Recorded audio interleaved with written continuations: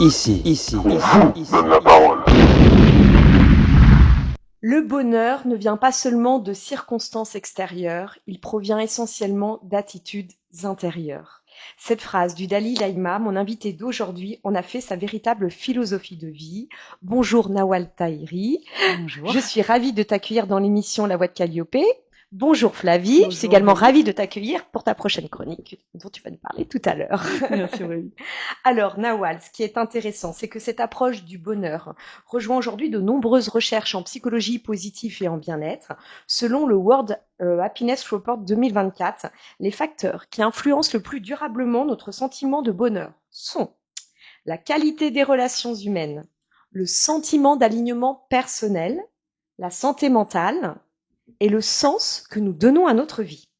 Avant d'accompagner les autres dans leur réalignement intérieur, Nawal Tahiri, tu as longtemps évolué dans un univers où le rythme, la pression et l'intensité laissaient peu de place au souffle. 10 ans dans celui du cinéma, puis 10 autres années dans le documentaire en tant que directrice de production où tu as accompagné auteurs et réalisateurs. Jusqu'à ressentir l'épuisement arriver, le besoin de ralentir devient alors vital, écouter son corps encore plus. Tu te tournes alors vers la médecine traditionnelle chinoise, le Qigong, le Shiatsu, avant de te former à l'ECMA, école de kinésiologie et méthodes associées. Aujourd'hui, kinésiologue certifiée, praticienne de Qigong et formatrice depuis plus de 10 ans, tu développes une approche nourrie par les principes du taoïsme et des dynamiques énergétiques du vivant. Et parmi les autres outils que tu explores aujourd'hui, il y a aussi le Banzi, c'est comme ça qu'on prononce ? On dit le Badze. Banzi, j'ai essayé Banzi, astrologie chinoise qui permet de construire une sorte de carte énergétique de l'individu. Non pas pour enfermer l'être humain dans une destinée, mais pour mieux comprendre ses déséquilibres, ses forces, ses fonctionnements. Alors dans cette émission, nous allons explorer cette vision taoïste du vivant, la notion d'énergie, la responsabilité personnelle, mais aussi une question que je me pose et que vous posez peut-être, comment retrouver sa juste place dans un monde qui nous pousse sans cesse à nous éloigner de nous-mêmes. Alors, Nawal, ma première question, c'est en fait le taoïsme, il parle beaucoup d'harmonie avec le vivant et de circulation naturelle des énergies. Selon toi, à quel moment l'être humain, aujourd'hui, moderne, s'est-il autant coupé de ses cycles et de ses rythmes naturels? Est-ce que ce fut ton cas avant, avec ton premier métier finalement? Est-ce que tu as expérimenté ça? Oui, bien sûr, bien sûr. Et au-delà de ça, dans la société dans laquelle on est, de toute façon, moi, ce que je constate, c'est que si je regarde juste la société contemporaine déjà, dès l'enfance, on est coupé de nos cycles, en fait. Ah, Puisque déjà dans le développement de l'enfant, il y a tout un processus moteur, neurologique qui se fait depuis in utero jusqu'à 6-7 ans et qui continue encore derrière, mais disons jusqu'à 6-7 ans, c'est un peu cet âge de raison qu'on définit. C'est l'entrée aussi à l'école, c'est le moment où on peut commencer à rentrer vraiment dans une analyse séquentielle, un apprentissage, où on commence aussi à mieux contrôler nos mouvements du corps. Et en fait, on peut pas vraiment dire qu'on est dans une société qui écoute tous ses besoins, puisque déjà, à l'école tout petit, il faut rester assis, il faut pas alors là, j'ai envie de te parler. dire, en Occident ou en France, peut-être que dans d'autres pays ou d'autres régions du monde, on est un peu plus Alors, il y a certainement des pays sensible. dans lesquels on peut l'être plus, Oui. certainement. Après, je peux pas, je ferai Mm. pas un tour d'horizon parce que je serais pas même de le faire. Mais par contre, il y a quand même une tendance générale dans cette société qui donne aussi un accent sur certains comportements, certaines valeurs, voilà, qui sont plus, ne serait-ce que les valeurs de la famille, par exemple, qui rentrent aussi dans ces cycles relationnels, puisque c'est pas juste l'environnement, notre environnement, c'est finalement ce qu'on mange, ce qu'on respire, ce qu'on vit en interaction avec les autres, et puis bah aussi voilà l'environnement plus les saisons, le ciel, voilà, tout ça. Donc tu disais que finalement c'est quelque chose où malheureusement on est coupé de notre rythme naturel dès notre plus jeune enfance. Est-ce que toi tu l'as expérimenté encore plus profondément justement cette coupure dans le cadre de ta première partie de vie, j'ai envie de te dire? Alors, bah, je pense que je l'ai expérimenté comme tout le monde. Oui. Je crois qu'après, j'irai plus loin aussi pour dire qu'il y a une partie qui est inhérente à la construction aussi de l'individu et bah, la rencontre avec le monde extérieur, puisqu'on sort quand même d'une petite bulle dans le ventre de maman pour aller se confronter au monde extérieur. Donc, de toute façon, c'est un peu inhérent. Ça fait aussi partie des expériences de vie. Et puis, alors oui. Et après, ce que je dirais surtout, c'est que c'est vrai que je pense que j'ai été depuis toujours questionnée par le sens des choses, depuis déjà, je pense, toute petite, Mmh. sans savoir trop, Ouais, enfin voilà, mettre sans des trop mots. conscientiser ce que Mmh. ça pouvait vouloir dire. J'ai pas en plus grandi dans une famille d'intellectuels ou de philosophes ou de choses Oui, où on est amené à voilà se à questionner dialoguer, avec se ces mots, questionner, etc. Donc philosopher. c'était plutôt quelque chose en moi sans trop Mmh. savoir. Et c'est vrai que quand j'ai découvert donc la médecine chinoise il y a 25 ans, je crois que ça, pour moi, la révélation que j'ai eue à l'intérieur de ça, parce que j'ai découvert la médecine chinoise il y a 25 ans, parce que je me suis formée à l'époque au shiatsu. Oui. Et là encore, ça répondait juste au hasard des rencontres humaines, parce que j'ai rencontré une personne qui est devenue un peu une sœur de cœur, qui elle est une praticienne de shiatsu depuis très longtemps, qui a appris au Japon et qui était très voilà, très incarnée par tout ça. Et donc c'est au travers de cette rencontre que moi je me suis formée, et ce que j'ai découvert au-delà du shiatsu, qui est quand même qui est une technique de alors on ne devrait pas dire massage parce que c'est pas vraiment du massage, mais pour le simplifier, je vais le Oui. présenter comme ça, avec la stimulation de points d'acupuncture, mais Oui. avec les mains. Et, euh, et surtout, ça m'a fait entrevoir à travers ça ce principe de l'équilibre des choses au travers de la médecine chinoise et de cette interaction justement avec notre environnement. Et tout fait sens.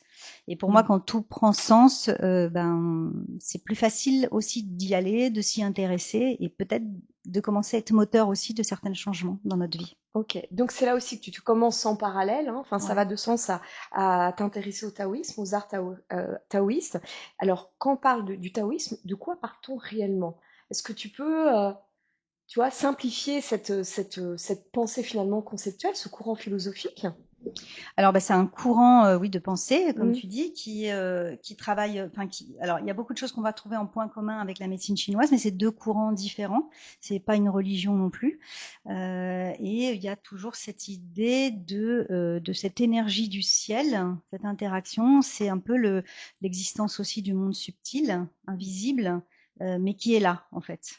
Et donc c'est toute cette approche. Donc par exemple dans le taoïsme, on va beaucoup étudier ce qu'on appelle les arts métaphysiques, dont le Bazi dont on va parler tout Mmh. à l'heure, qui sont vraiment cette observation des dynamiques aussi invisibles, toujours en interaction avec le monde, puisque l'idée c'est que l'être humain se meut, enfin dans son mouvement et son avancée, on a les mêmes dynamiques internes qu'une fleur qui va pousser dans notre jardin, en fait. Mmh. On répond aux mêmes dynamiques, aux mêmes énergies qui se mettent en œuvre à Donc un on est moment ou à vraiment un dans autre. l'observation du vivant, ça c'est le cœur de ce courant. Alors, on est dans l'observation du vivant et on est aussi dans une observation qui se veut écouter ce qui est et donc ce qui marche, ce qui fonctionne et pas ce qui s'explique. Pardon.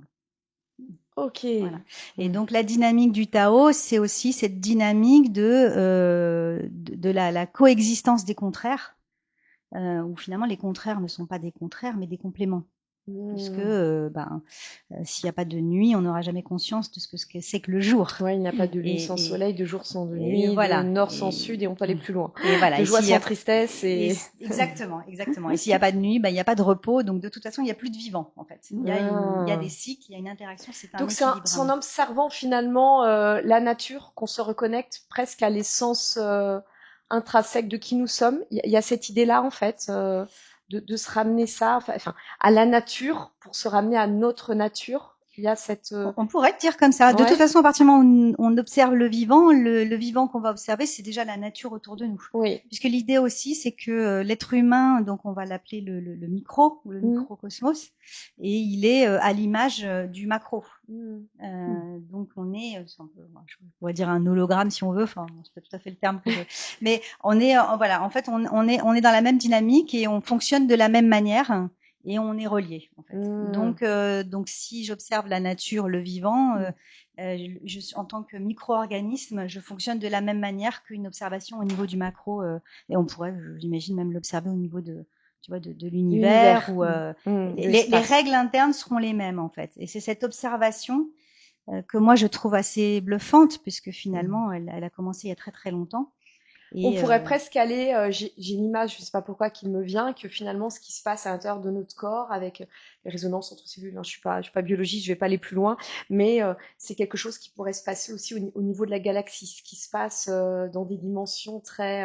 Alors, moi, j'ai pas étudié la galaxie, Oui. mais j'ai envie de me dire qu'il n'y a pas de raison, puisque Ouais. on est tous, on est tous Donc on est un univers à nous tout seuls finalement. Ah, de toute façon, oui. Ouais. Oui. Donc, Avec notre champ physiologique, émotionnel, psychique, tu vois, physique. Ouais. Alors, avant le taoïsme, même si tu dis, hein, toi, tu as eu cette connexion particulière, même sans y mettre de mots, mais comment viviez-tu intérieurement et est-ce que toi, quand tu as découvert cette approche, mais pas que, hein, je te parle du taoïsme, mais c'est une conjoncture, tu parlais de Chiatsu, de médecine chinoise, enfin voilà, puis aussi de la kinésiologie. D'ailleurs, voilà, je le dis maintenant, tes accompagnements sont très orientés sur la kinésiologie. J'invite les auditeurs à découvrir une émission que j'avais faite avec Muriel Nodin sur la kinésiologie. C'est pour ça que, en accord avec toi aujourd'hui, même si tous tes accompagnements sont des séances de kinésiologie, tu les as nourris de toute cette autre approche qui, moi, je trouvais, qui est peut-être moins, en tout cas, connue en Occident et qui méritait d'être mise en lumière. Donc, quand toi, justement, tu as découvert ce courant philosophique, qu'est-ce que ça a changé dans ta manière d'être en relation avec les autres, dans ta manière de travailler, dans ta manière d'aimer, tu vois? Est-ce qu'il y a eu comme ça quelque chose qui est venu se...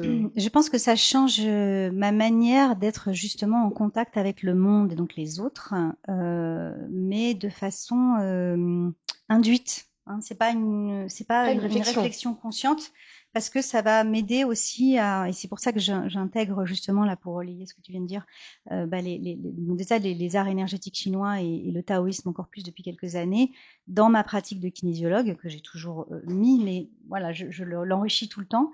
Parce que justement, ça va aussi avec cette pratique de kinésiologue d'aller comprendre, hein, mais pas comprendre par la tête, mais c'est vraiment d'aller, c'est ce que je vais appeler la connaissance de soi, en fait.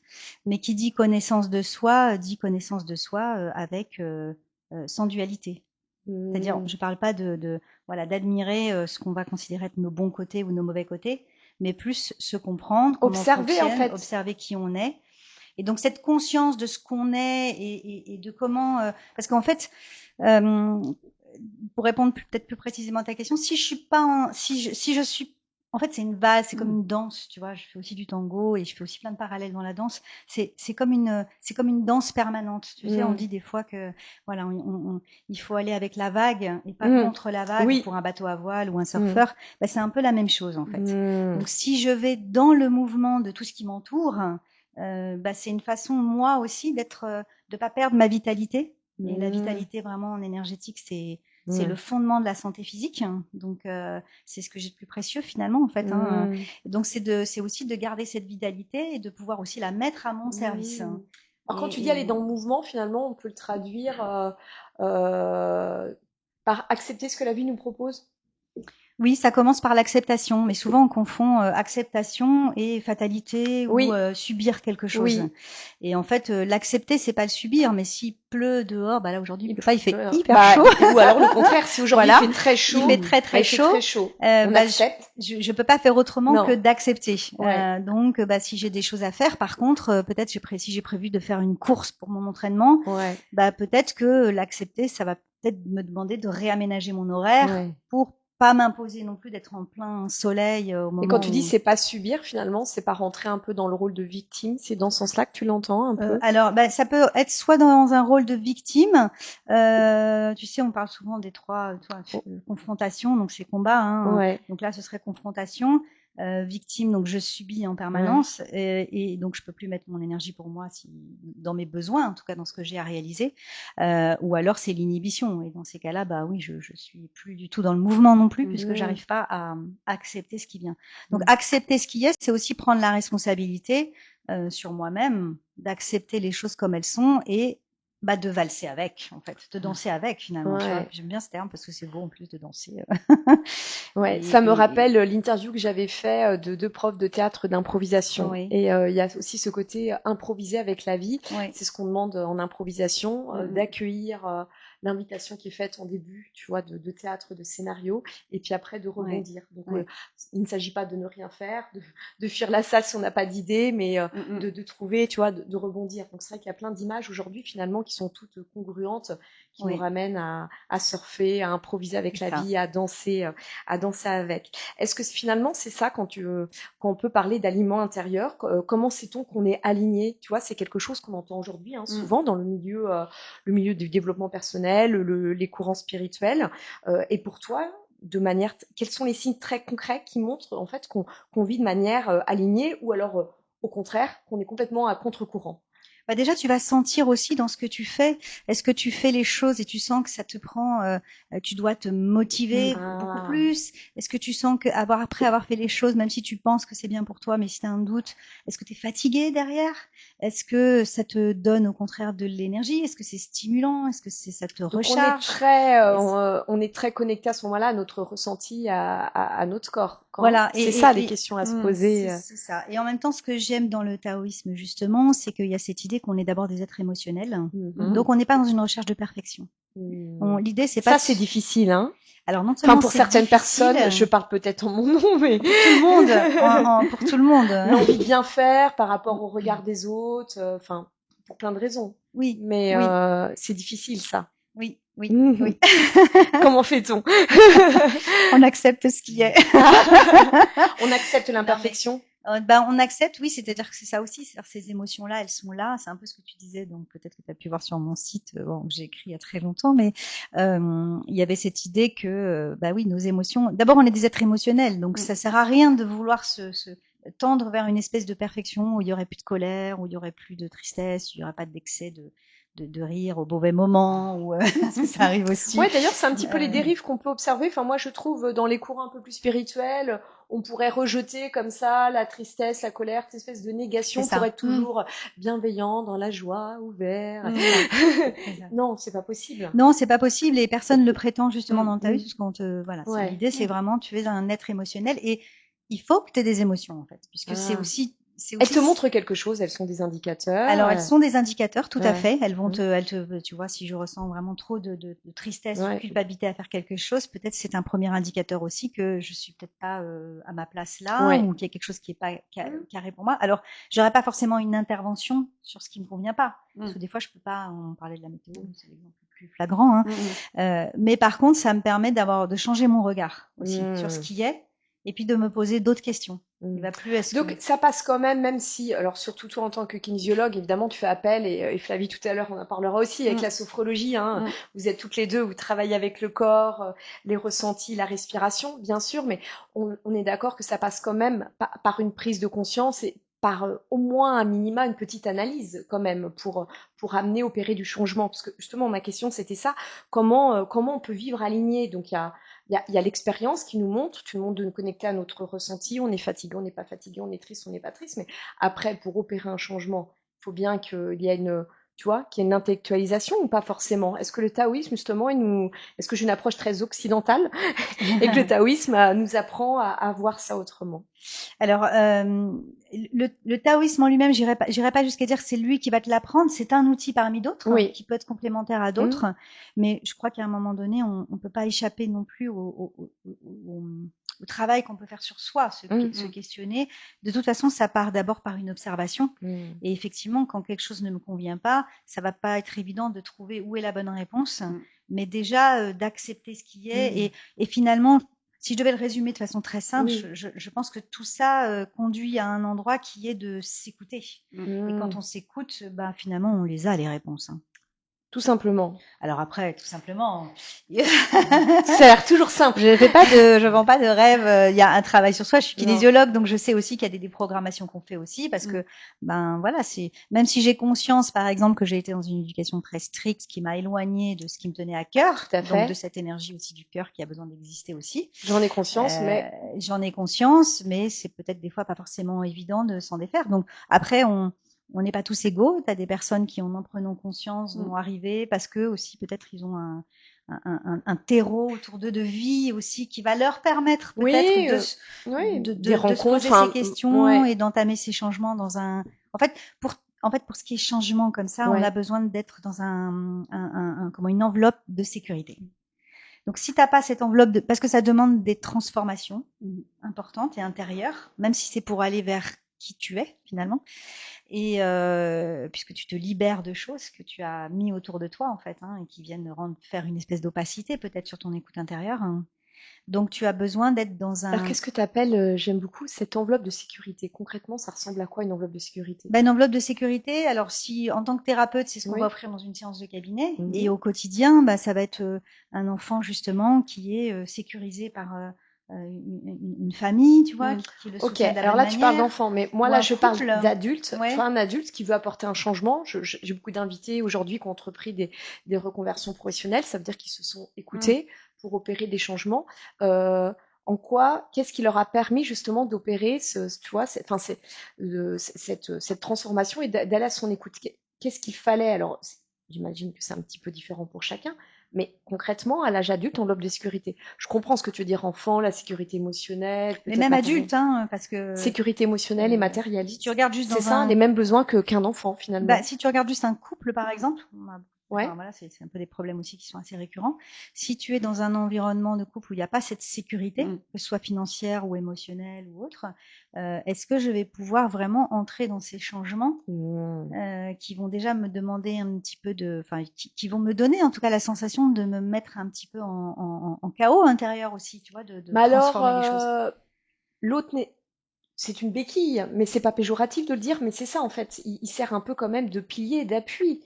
Alors si tu l'as, tant mieux, mais si tu l'as pas, l'idée de toute façon c'est de le trouver en toi après. Mais comme on parle de cette phase de transformation, tout dépend. Après, voilà, c'est aussi.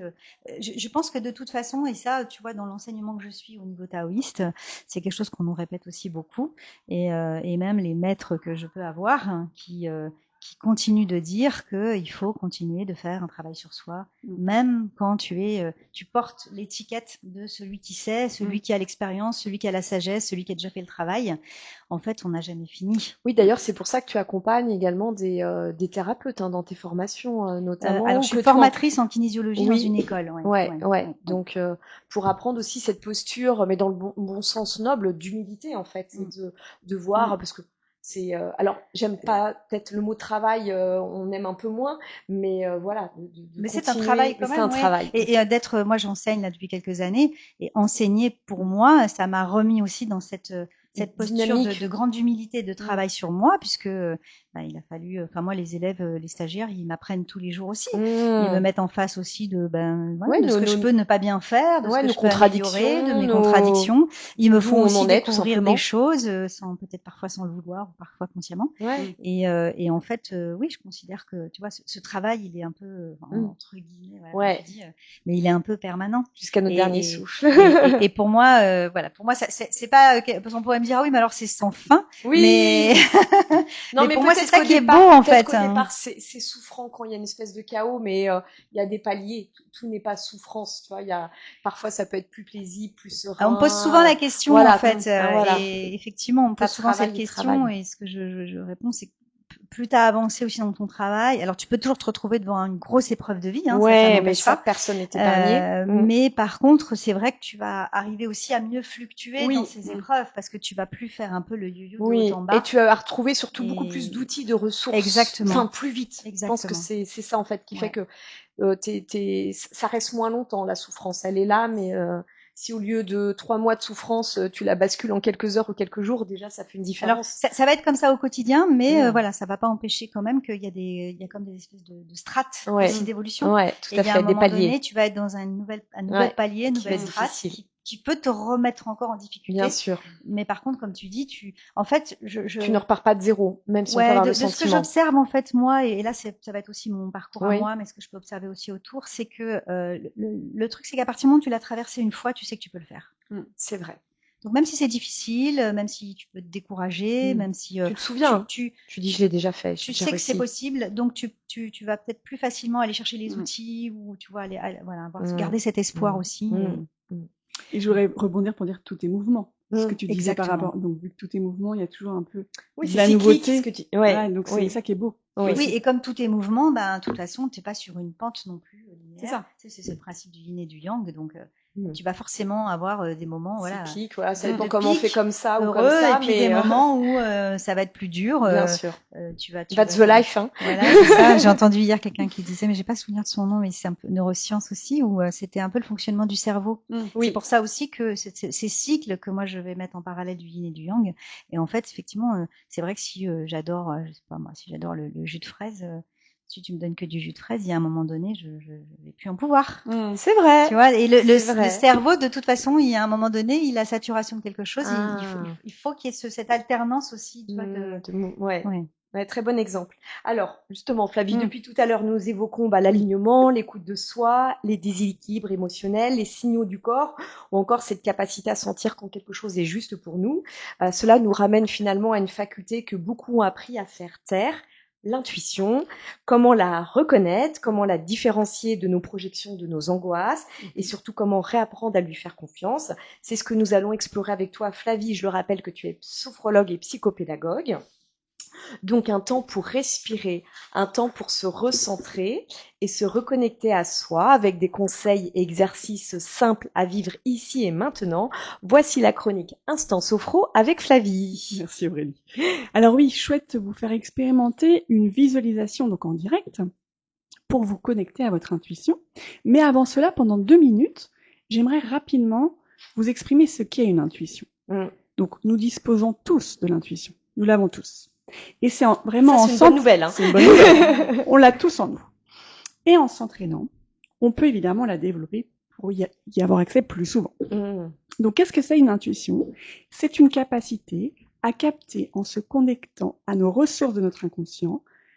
Donc, étant donné qu'on est en contact avec nos ressources de l'inconscient, eh bien, on n'est pas dans le raisonnement ni dans le mental, mais l'idée peut fuser. On appelle ça idée, mais par exemple, ce que j'ai trouvé beau, c'est qu'il y a chacun a sa façon de définir les choses. Oui. En neurosciences, on appelle ça l'inconscient d'adaptation. Ou alors, ce qu'on entend pas mal, l'intelligence intuitive. Oui. Ok. Oui. En psychologie positive, on appelle ça, j'aime bien aussi, analyse éclair. Ouais. Ou alors, bon là, c'est balayage superficiel. Ok. Donc il y a plein de termes qui vont parler en fonction de à chacun. Voilà. À chacun. Ouais, et j'aime bien montrer parce qu'en fait, quelquefois, des fois, les gens peuvent être choqués par ce mot intuition, ça peut faire peur. Oui. Donc maintenant que les choses se développent, grâce à la neuroscience, aussi tout ce que moi j'ai appris par exemple en sophrologie, et ben en fait on peut l'expliquer aussi. C'est ça qui est beau. Ouais, c'est ça qui est beau. Et par exemple en philosophie justement et particulièrement en phénoménologie, ce que j'ai vu en sophrologie, eh bien on appelle ça un acte de connaissance. Ce que je trouve évidemment sympa. Et donc voilà, c'est 3 façons de voir les choses, mais on en revient au même. On se recontacte à son inconscient. Alors évidemment, comment la développer? Il y a 4 étapes. Tout d'abord, donc ça va faire un peu d'érodite par rapport à ce que tu viens de dire. Mais c'est très bien, mais c'est dit autrement. C'est dit autrement. Et puis ça montre que tout se recoupe, donc au contraire. Exactement. Donc la première base, quand on se connecte à son intuition, on va être en contact avec ses sensations corporelles, qu'elles soient agréables ou désagréables. On accueille tout, sans jugement. Et donc ces sensations peuvent devenir un message. La deuxième étape, c'est donc prendre conscience de ce qu'il y a autour de nous. À la fois contempler, à la fois observer par exemple le langage non verbal des gens, et puis aussi prendre de la hauteur sur ce qu'il y a autour de nous. Et puis évidemment on revient à nous, l'accueil de ce qui est en nous, obligatoirement, et sentir quelque part un élan qui nous dit tiens, il faut y aller, c'est ça. Chacun peut trouver son truc, mais ça peut être j'ai senti un feu vert ou j'ai senti que c'était l'idée qu'il fallait que je fasse. Donc c'est comme un élan, donc il y a vraiment un mouvement. On en revient au mouvement, quoi. Il y a vraiment un mouvement en se disant, un mouvement intérieur qui dit c'est ça la bonne idée. Et puis évidemment, là, on se connecte à ses ressources intérieures pour donner du sens. Ok. Donc voilà, je voulais faire rapidement un petit topo pour se dire que l'intuition, quel que soit le nom qu'on donne, parce qu'il y en a qui vont parler de guide spirituel quelquefois quand c'est philosophique ou spirituel justement, mais ça peut être vraiment une analyse éclair. Et si vous le voulez bien, je voulais donc vous présenter pendant quelques minutes, on va faire une visualisation. Je vous explique juste comment ça va se passer. On va fermer les yeux, je vais vous guider pour faire une respiration abdominale. Ensuite, je vais vous proposer de vous connecter à votre lieu ressource. Et dans votre lieu ressource, on va se connecter à notre intuition pour répondre à une question simple. Donc là, on peut penser là tout de suite maintenant à se dire, tiens, Est-ce que j'ai une question simple à laquelle j'aimerais répondre grâce à mon intuition, ou quelque chose de simple? Et on va voir quelle est notre réponse qui apparaît.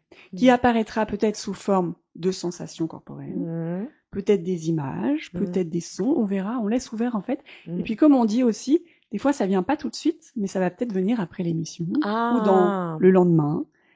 C'est important aussi de le dire, d'accord, ouais, parce que là le mental pourrait, voilà, action, résultat, tout de suite, immédiatement. Exactement. Donc en fait on ouvre ça, mais en fait on sait pas quand ça va arriver la réponse.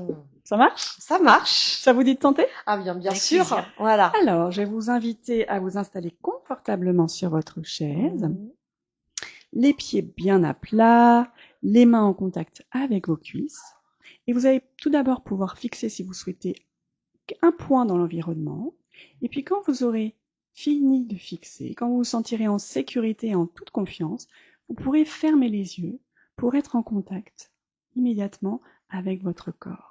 Être en contact avec ses points d'ancrage, c'est-à-dire sentir ses pieds au sol, sentir le sol qui vous soutient, sentir également vos fessiers sur la chaise et donc sentir que la chaise vous soutient également. Vous êtes guidé par ma voix et vous êtes aussi en contact avec votre corps avec les mains posées sur vos cuisses. Et également, le point d'ancrage crucial, ça va être notre respiration. L'accueillir où elle est maintenant, sans jugement. Est-ce qu'elle est au niveau du thorax, au niveau des côtes, au niveau du ventre? Juste, je l'accueille telle qu'elle est, sans analyse, sans jugement. Et guidé par ma voix, nous allons faire 3 respirations abdominales. Toujours, nous allons commencer par souffler vers le sol.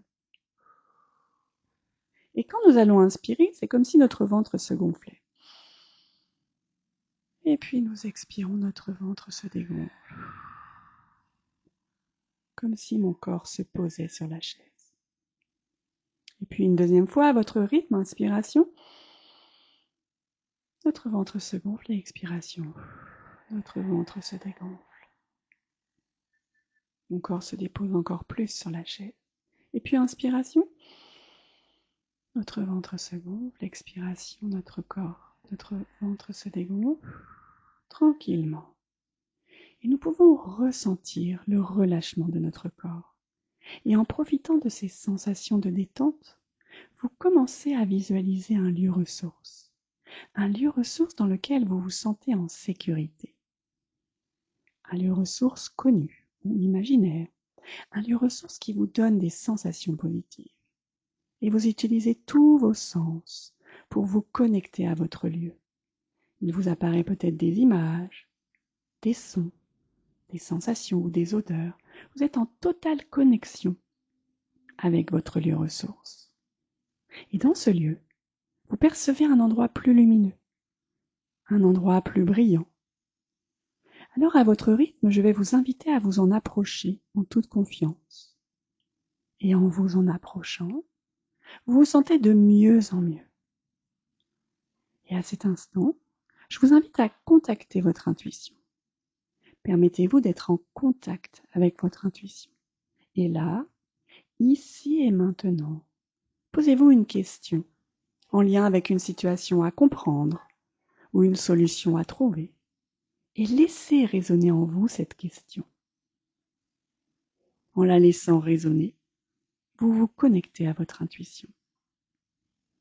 Et demandez à votre intuition, lorsque ce sera le bon moment, demandez-lui une réponse sous forme de son ou de sensation corporelle, ou alors une image, ou même un symbole. La réponse peut arriver au fur et à mesure, maintenant, au rythme qui est bon pour vous. En tous les cas, vous êtes dans l'accueil de tout ce qui se présente à vous, tout ce que votre conscience peut percevoir. Et en lien avec ce son, peut-être, cette sensation ou cette image, en lien avec ce que vous recevez comme sensation, eh bien, vous entrez en contact avec le message de votre intuition. Quelle émotion y est reliée? Est-ce qu'il y a un mot qui vous apparaît en lien avec ce message? Pendant quelques instants, je vais vous laisser en contact avec cette réponse, ce message. La réponse à votre question peut se montrer maintenant, ou peut se montrer plus tard, et c'est très bien, tout est très bien. Laissez le temps à la réponse d'apparaître. Tranquillement, à votre rythme. Laissez le temps à la réponse d'apparaître. Puis avec votre réponse, je vais vous inviter tout simplement à revenir ici et maintenant les yeux fermés, tranquillement, doucement. Vous décidez de revenir en percevant vos pieds au sol, vos fessiers sur la chaise, et en percevant petit à petit que votre énergie remonte en partant des pieds, dans les jambes, au niveau du ventre, du thorax, le dos, et puis aussi tout le visage, les bras jusqu'au bout des doigts. Vous percevez l'énergie qui revient. Et quand vous serez prête, vous pourrez ouvrir les yeux et observer le monde avec un nouveau regard sur vous, sur les autres et sur le monde qui vous entoure.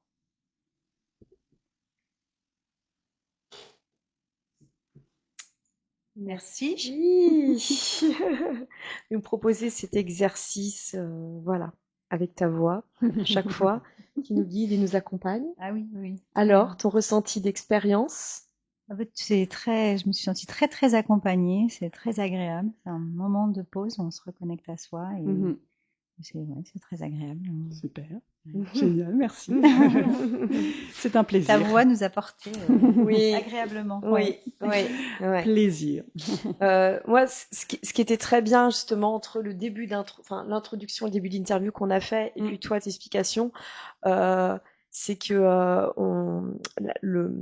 l'importance en fait de se reconnecter en fait à nos sensations corporelles. Exactement. Et puis ton invitation dans le cadre de ton accompagnement à ne pas chercher une réponse tout de suite, finalement à laisser vraiment tout ça opérer quelque part. C'est ça, exactement. Laisser le temps, laisser le mouvement se faire et avoir confiance. Avoir confiance. Ok.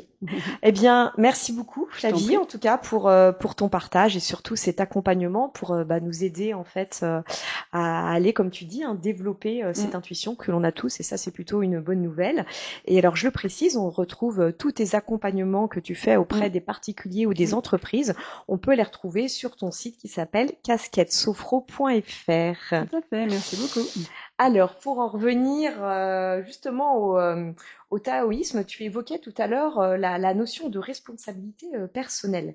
Est-ce que toi-même, il y a une période de ta vie où tu t'es défini en fait à travers tes blessures, un rôle ou un regard extérieur, et en quoi peut-être justement le taoïsme notamment nous invite à sortir de cette identité-là? Parce que c'est peut-être ça aussi l'invitation qui est faite. On parlait tout à l'heure de ne pas rester dans le rôle de victime. Donc, rôle de victime, c'est dire... Moi, j'ai pas eu de chance, mes blessures, il m'est arrivé ci. Enfin voilà, blessures, événements, traumas. Ouais. Il y en a plein, je crois, comme beaucoup.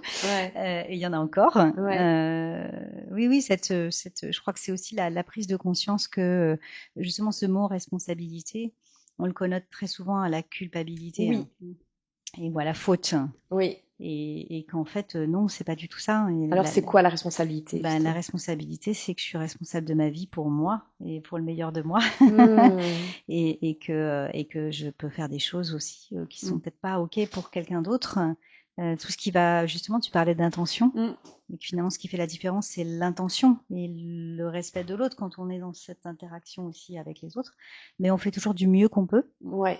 Et donc de la bienveillance à apporter à soi-même aussi. Eh ben ouais.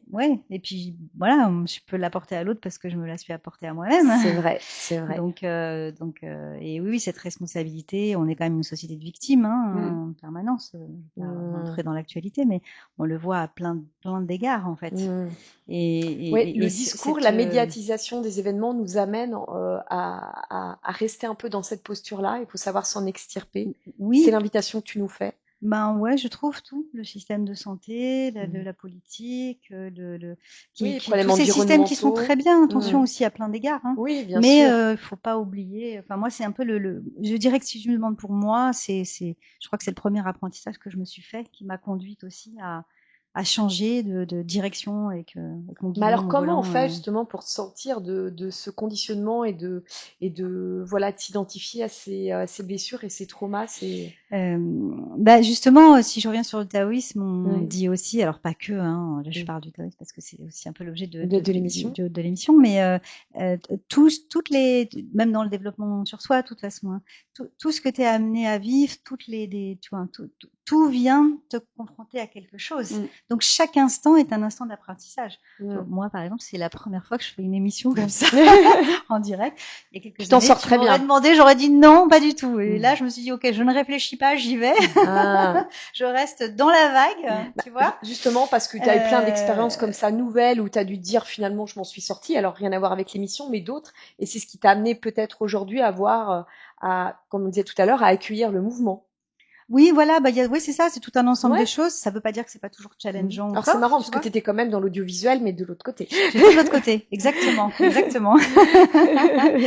Donc là, la vie t'invite à te mettre, voilà, face caméra. Voilà, mais derrière. déjà, tu vois, l'enseignement m'a déjà aussi Oui. invité à être devant une assemblée, parfois de 20 Oui, c'est personnes, pas simple. Hein. avec les challenges des uns des autres, Ouais. les craintes des uns des autres, les questions, enfin tout ce que tu veux. Donc, se confronter au regard, ouais, moi, je sais que ça faisait partie aussi d'un de mes défis de vie, tu vois, par rapport à mon vécu. Et justement, si tout à l'heure on parle de carte Eh bien, ça va être ma prochaine par question, rapport tu vois. aussi, et tu vois, voilà, justement, la carte les expériences donc de vie au quotidien. Mais ça va être, pour te répondre peut-être un peu plus précisément, Oui. ça veut dire qu'on ne doit pas toujours non plus se challenger dans tout. Ah, oui. C'est-à-dire que c'est aussi cet apprentissage d'écouter à quel moment c'est juste pour moi. À quel moment tu vois, par exemple... Ça, c'est intéressant, tu dis, tu vois, moi j'aurais plutôt tendance, je sais pas si tu Ouais. as vu, mais à être un peu dans des énergies comme ça de combat, faut des y aller, très yang, justement. faut y aller, coûte que coûte, on va se relever. Et il y a des moments où c'est bien aussi d'être dans cette énergie-là, hein, pour pas... Tout est juste. Ouais. C'est toute une histoire c'est une histoire, et tu le de disais valse, tout à l'heure en fait. aussi, de mouvement, Voilà. de cycle, et à quel moment on doit être dans cette énergie-là, à quel moment où on la met un petit peu en sommeil, même si c'est peut-être, on a une nature profonde, je sais pas, par exemple, tu vois, si quelqu'un a cette espèce d'énergie de combat, il va pas, pour lui, il va peut-être plus facilement revenir dans son yang, parce que est-ce que c'est sa nature, justement? Oui, c'est ça. C'est-à-dire qu'il y a à la fois ton éducation, Oui. et puis tes, entre guillemets, traumas. Je dis un trauma entre guillemets parce que c'est plus des expériences de vie qui peuvent être plus ou moins traumatiques. Oui, en fait. et puis c'est vrai, tu as raison de le dire, c'est en plus à expérience égale, en fonction de notre sensibilité, personne va le recevoir de la même façon. Ouais. Et donc je sais plus ce qu'on disait. Ben moi non plus, j'ai perdu le fil. Je sais plus.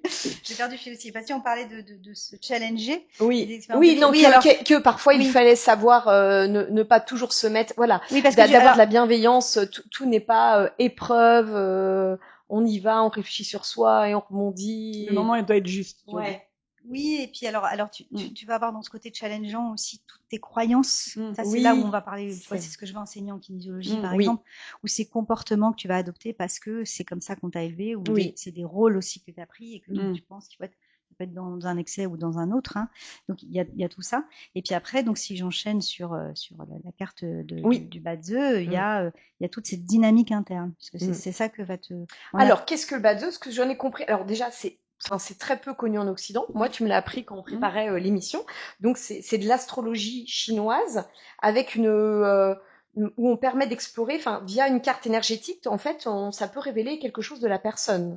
Oui, alors en fait, c'est ça. C'est comme une astrologie chinoise. Voilà, c'est de l'astrologie.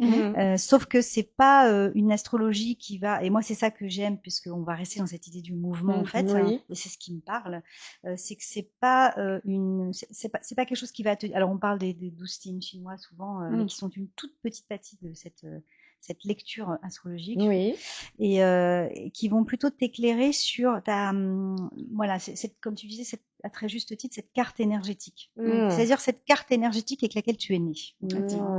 Et donc, dans cette carte énergétique, elle n'est pas mauvaise ou bonne, il n'y a pas de qualité, enfin, tu vois, pas besoin de qualifier les choses. Mais par contre, elle va t'éclairer sur tes dynamiques internes. Tes fonctionnements, peut-être tes ressources, tu vois. Donc c'est un éclairage supplémentaire, une autre vision, mais vraiment avec l'angle énergétique, hein, donc mouvement. Oui.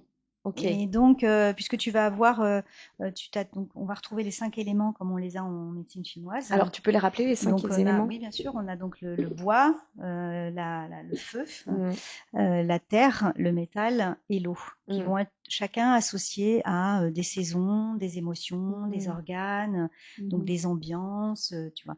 Et donc, on va avoir en bas de eux plusieurs profils qui vont être en fonction de ces éléments. Et dans chacun des éléments, avec sa caractéristique qui va lui être propre, hein, par exemple, si je prends l'élément du bois, on va être, c'est le printemps, hein, donc on voit bien, c'est justement la saison où il y a le plus de mouvement, on voit que l'énergie revient, les fleurs poussent, enfin, ça pousse à une vitesse incroyable, donc toute cette énergie de création, elle est là, c'est ce que porte par exemple l'énergie du bois, alors que l'énergie par exemple du métal va être plus l'énergie de l'automne, qui va porter en elle-même une énergie qui sera plus introspective, quelque chose plus de retour à soi, en fait. Pour expliquer, tu m'as proposé, je précise à l'antenne, donc c'est ce matin, c'est tout frais, donc je n'ai pas eu le temps de réfléchir, moi non plus. Tu m'as dit, Aurélie, est-ce que ça te dit, parce que qu'est-ce qu'il faut pour faire cette carte énergétique? Tu m'as demandé ma date de naissance, l'heure de naissance. J'ai rajouté mon lieu de naissance, mais c'est pas nécessaire. Non, c'était pas nécessaire. C'était pas J'ai nécessaire. besoin juste de la date et de l'heure. Voilà. Et à partir de ça, tu m'as dit, bah, je vais dans les grandes lignes et pour après expliquer. Donc, est-ce que voilà, tu peux partir de mon cas et puis après rendre ça concret en fait pour les. Déjà, je te remercie de jouer le jeu parce que c'est vrai que c'était bien pareil. Tu m'as pas laissé le temps. Peut-être que 8 jours avant, j'aurais fait, je ne sais pas.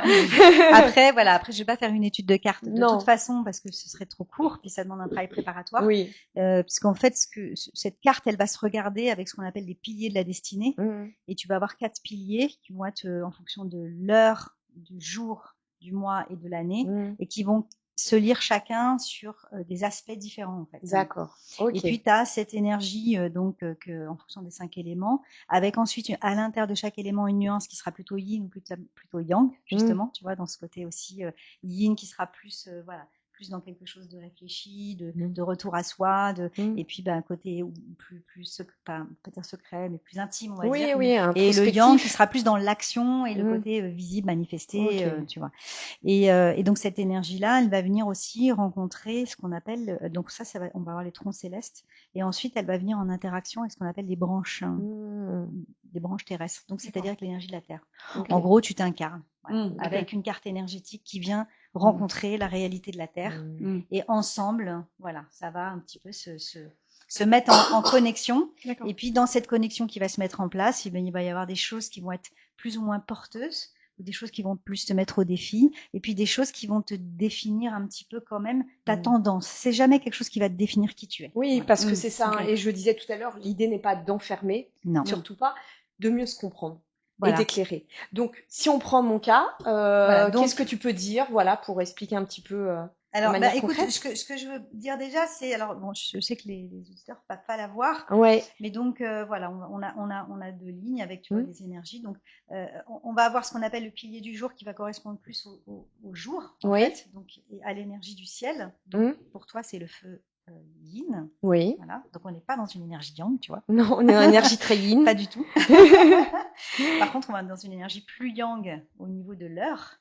Et l'heure, ça va être plus ta sphère intime. Donc ça pourrait vouloir dire qu'il y a, tu vois, si je reste sur des aspects très simples comme ça, après on peut affiner beaucoup plus, mais peut-être que cette dynamique de challenge, d'action, de défi, c'est que tu portes intrinsèquement aussi dans ce que tu réalises et donc peut-être ce que tu as envie de faire, mais tu as quand même beaucoup de yin qu'on voit partout, y compris donc dans le moi qui est un pilier qui va nous parler aussi de la carrière ou de l'aspect professionnel, en sachant que tu peux pas non plus le mettre tu peux pas le séparer non plus de l'heure qui va être plus tes productions ou la façon dont tu produis les choses. Donc ça peut être tes enfants, ça peut être ce que tu produis dans ton énergie de vie en fait. Hein. Et là tu vois, on est quand même dans de l'eau yin. Donc de l'eau yin, c'est quand même quelque chose qui est.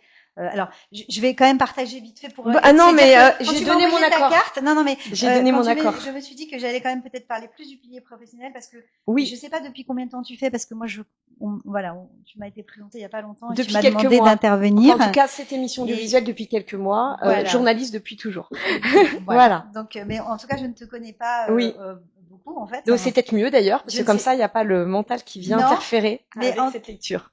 En tout cas, c'est une très jolie carte par rapport à ce que tu proposes là, ce que je connais de toi en tout cas, ce que tu proposes dans ces podcasts et tu vois sur les thématiques que tu fais, etc. D'accord. Puisque tu as donc ce qu'on appelle le profil du jour. En fait, alors je vais pas faire une analyse de ta carte, parce que l'idée c'était aussi de pouvoir expliquer à travers ta carte plutôt comment ça se lit. Oui. Donc on va avoir ce qu'on appelle on a les 4 piliers de la destinée qui sont donc l'heure, le jour, le mois et l'année. Oui. Qui vont nous montrer des dynamiques un peu de fonctionnement, en sachant que par exemple l'année, ça va être plus ce qu'on va voir de moi dans la vie sociale. Oui. Et ça va pas toujours être celui que je vais être dans la sphère intime. Tout à fait. D'accord. Donc ça permet de te connaître. Ok. Ça permet aussi justement d'aller vers ce chemin d'accepter qui je suis, avec ce que j'ai à en faire émerger. Souvent, je compare aussi la carte à un jeu de cartes. Tu sais, quand tu joues aux cartes, tu joues au tarot, ben t'as un jeu de cartes. Et puis parfois t'as un bon jeu de cartes, puis parfois t'as l'impression que t'as un mauvais jeu de cartes. Alors concrètement, là, est-ce que j'ai un bon jeu de cartes? Moi, je veux en savoir plus dans le cadre professionnel. Justement, je voulais dire que parfois tu as l'impression que tu as un mauvais jeu de cartes, mais il n'y a pas de mauvais jeu de cartes. Parfois tu arrives aussi, le tout est de savoir utiliser tes ressources. Savoir jouer, en quelque sorte. Et improviser avec ton jeu de cartes. Ça peut t'aider justement à être en évidence là où la vie te met devant certains défis. Puisque tu vas avoir, par exemple, on parlait des éléments, donc si je parle de l'élément du bois, ou l'élément, si je reste avec l'élément du métal, le bois, c'est cette énergie du printemps, donc tout fleurit, tout prend de la place, ça pousse partout dans ton jardin, il faut que tu coupes très vite parce que ça pousse. Et puis l'énergie du métal, on va le représenter quelque chose qui coupe, c'est du métal en fait, donc le métal, il va couper le bois. Donc tu peux te retrouver avec des dynamiques internes comme ça qui vont être soit soutenantes, soit venir te challenger un peu plus. Alors, c'est quoi mon cas, moi? Par exemple, toi, alors le pilier du jour, c'est le feu yin. Oui. Donc le feu yin, c'est plutôt une énergie du feu. Oui. Donc voilà, donc visible aussi. Oui. Pas peur de se montrer. Et en même temps, c'est du feu yin. Donc le feu yin, c'est plutôt, on va l'illustrer plutôt par la bougie. Parce que tu vois, le feu yang serait plutôt le soleil. Donc le feu yin, il aura plutôt tendance à être dans des relations plus intimes, mais aussi à éclairer les autres. Donc je trouvais ça assez joli par rapport à ce que tu proposes aussi ce soir, aujourd'hui. Ouais. Ça avait du sens en fait. Voilà. Je suis pas complètement à côté de la plaque avec mon métier. De toute façon, on n'est jamais à côté de la plaque, parce que l'idée c'est pas ça. C'est plutôt de trouver ce qui nous habite. Et puis au-delà de trouver ce qui nous habite, c'est de trouver comment l'exprimer aussi en fonction de ce qu'on a. C'est là où je compare avec un jeu de cartes. Tu peux toujours l'exprimer, mais tu vas voir aussi comment.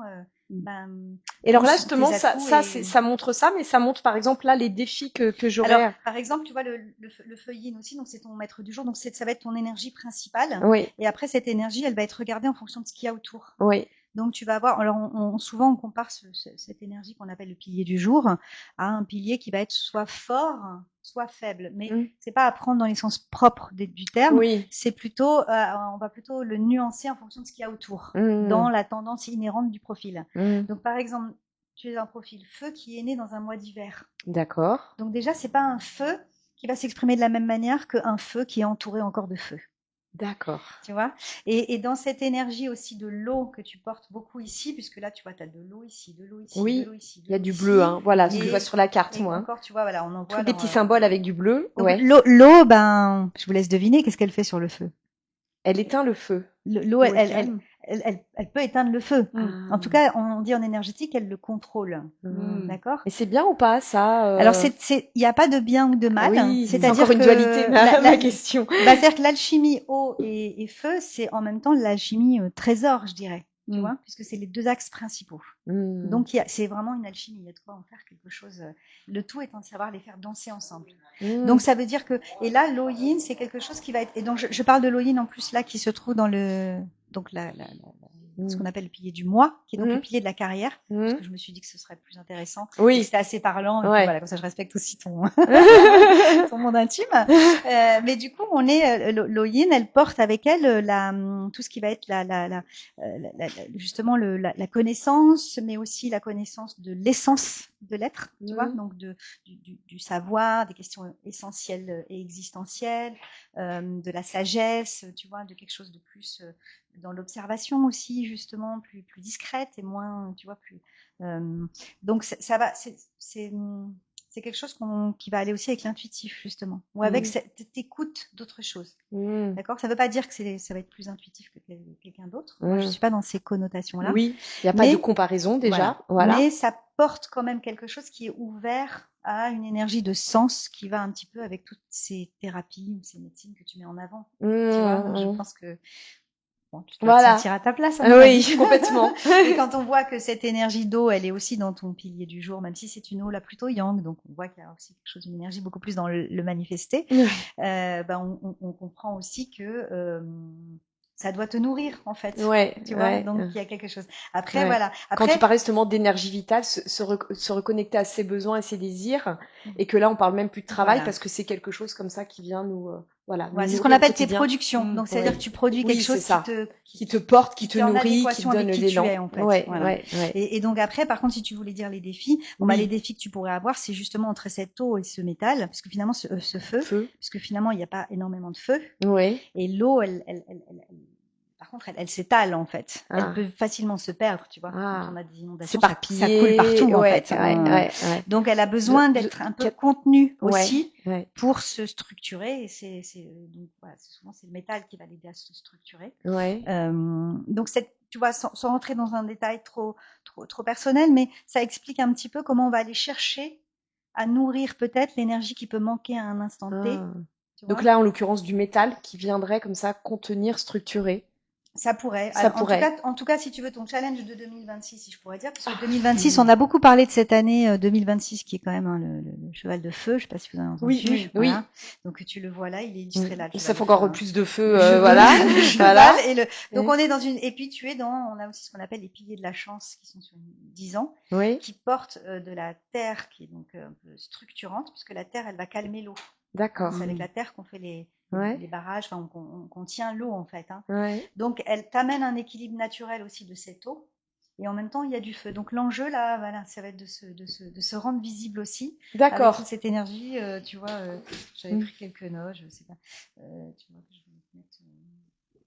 Oui, donc ça éclaire beaucoup en fait sur. C'est très intéressant. Il y a le éclairer et le savoir là, donc ce que tu portes là, et en fait pas besoin d'illustrer là où on est tout de suite. Ouais. Tu vois, le défi, encore plus. Donc bon, là c'est très rapide un peu, tu vois, mais c'est juste pour montrer un petit peu comment après on peut aller beaucoup plus loin à l'intérieur. Et donc c'est ce que j'aime aussi dedans, c'est que c'est très ouvert vers des solutions, pas vers quelque chose qui t'enferme dans un comportement. Justement, ça te montre. Alors là, on parlait du plan professionnel, mais ça montre justement comment. Parfois, on peut être attiré ou comment des mêmes événements peuvent de nouveau revenir dans notre vie, même type de relation, et comprendre les déséquilibres et qu'est-ce qu'il nous faut pour un peu se sortir en termes de... Oui, parce que tu vois, par exemple, moi personnellement aussi, ma carte m'a permis de comprendre ma dynamique de couple. Puisque tu vas retrouver aussi dans ton pilier du jour ici la dynamique de ta dynamique interne, donc c'est-à-dire ta tendance, ça veut pas dire ce qui est bon pour toi. C'est pas forcément ce qui est bon pour toi.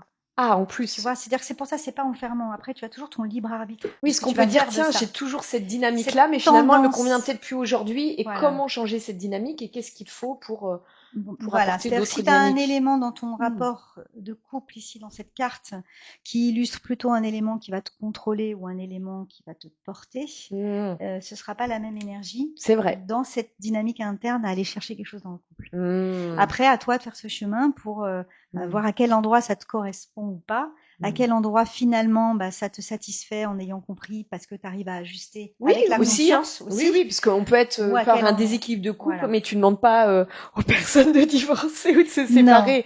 Mais ça permet de mieux aussi comprendre pourquoi parfois il y a des frictions, il y a des énergies comme ça tendues. Et puis c'est ce que tu disais tout à l'heure, ces schémas que tu retrouves de façon récurrente. Donc, qui peuvent fatiguer, qui amènent de l'épuisement d'un point de vue nerveux. Donc ça permet aussi de respirer par rapport à ça, de voir que c'est aussi sa carte énergétique et qu'est-ce qu'on peut en faire. C'est ça en fait. D'où cet accompagnement. C'est pas juste de poser la carte, c'est en fonction de la problématique de la personne, parce que on n'enchaîne pas forcément toutes les problématiques dans tous les domaines, Non. mais de l'éclairer et puis d'accompagner. C'est ce Voilà. que tu proposes. C'est-à-dire que ça t'éclaire sur tes fonctionnements et ça t'éclaire aussi sur les ouvertures, puisque ça va t'éclairer sur comment remettre de l'équilibre en fait dans cette carte, dans ta façon de vivre, dans tu vois, si tu as un projet de carrière, ça peut être aussi de t'associer du coup avec les gens qui vont porter, ou de choisir un lieu qui va porter l'énergie qui te manque. Tu vois, il y a plein. Ça peut être très éclairant quand même, de manière très concrète, c'est intéressant. Voilà. Et parfois, ça va être aussi d'attendre le bon timing, tu vois, c'est-à-dire que là, on est dans une énergie de feu, donc c'est une énergie cette année qui peut nous enflammer. Donc si j'ai beaucoup de feu dans ma carte, je sais que c'est peut-être pas le bon moment pour aller, tu vois, peut-être s'enflammer encore plus et s'enflammer encore plus, voilà. Mais si j'ai pas de feu, c'est peut-être le bon moment, voilà. Donc en fonction de chacun. Pour lancer. Donc ça c'est intéressant parce qu'à un moment donné, plutôt que d'être dans le côté victime, tiens cette année rien ne fonctionne, il y a peut-être il y a une explication. Ça veut pas dire qu'il ne faut rien faire, voilà, c'est pas du. D'avoir un autre rapport par rapport à la temporalité, par rapport au rythme et de pas se comparer au voisin qui lui cette année il a été très vite. Exactement. Et tu dis, oui mais pour moi, dans mes énergies, ce n'aurait pas été juste, je me serais fait mal peut-être. Ouais, brûlé. Enfin là on parle de feu, donc oui, voilà. Mais avec l'eau on se serait noyé. Avec, enfin tu vois, en fonction d'éléments, c'est quelque chose qui nous correspondrait moins. Donc ça peut être très intéressant. En tout cas, ça donne en savoir plus. Donc je te remercie Nawal d'avoir commencé à explorer parce qu'on pourra en parler aussi pendant des heures et peut-être que tu reviendras justement par rapport à ça. En tout cas, je trouvais ça très intéressant de nous éclairer sur des sujets que l'on connaît un peu moins. Merci Flavie de nous avoir accompagnés parce que c'était également très complémentaire. Voilà, dans vos deux pratiques à toutes les deux. Alors, il y a quelque chose que cet échange vient profondément questionner, c'est comment vivons-nous et pourquoi vivons-nous souvent à contre-courant. Peut-être que se réaligner ne consiste pas à devenir une version optimisée de soi en 5.0, mais à retirer peu à peu tout ce qui nous éloigne de nous-mêmes, dans un monde qui accélère sans cesse, où beaucoup, et je m'inclus dedans, apprennent à fonctionner avant même d'apprendre à ressentir. Cette conversation nous rappelle une chose essentielle, le corps, c'est souvent avant nous. Et parfois, ce que nous appelons fatigue, confusion ou perte de sens est peut-être déjà une invitation à revenir à notre propre centre. Pendant longtemps, beaucoup d'entre nous ont appris à avancer en se coupant de nos ressentis, à tenir, à performer, à sauver, à porter, à aimer parfois jusqu'à l'épuisement, comme si notre valeur dépendait de notre capacité à être indispensable, à maintenir le lien, à retenir ce qui déjà nous échappait.